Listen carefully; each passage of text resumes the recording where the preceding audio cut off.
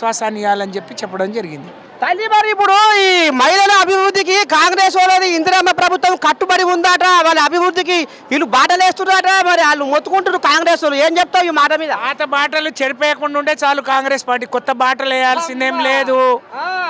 గరీబీ హటావో అని ఈ దేశాన్ని ఈ రాష్ట్రాన్ని అనేక ఏళ్లుగా పాలించింది. గరీబీ హటావో జరగలేదు కానీ గరీబాంకు హటావో అనే వచ్చింది. పేదోళ్ళనే లేకుండా చేయండి అని చెప్పి ఇవాళ ₹1 అదనంగా బడ్జెట్లో మహిళలకు కేటాయించకుండా 1 కోటి మందిని కోటీశ్వర్లు చేస్తామనంటే తప్పుడు మాటలు తప్పుడు రాతలను మహిళా లోకం నమ్మొద్దు అని నేను విజ్ఞప్తి చేస్తా ఉన్నాను. బీఆర్ఎస్ రాజ్యాంగంలో ఆడవాళ్ళని బాగా పట్టించుకోలేదట. నిజమేనా?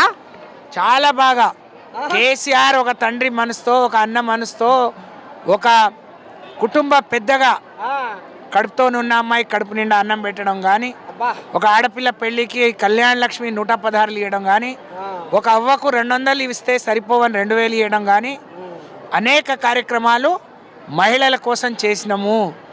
కేసీఆర్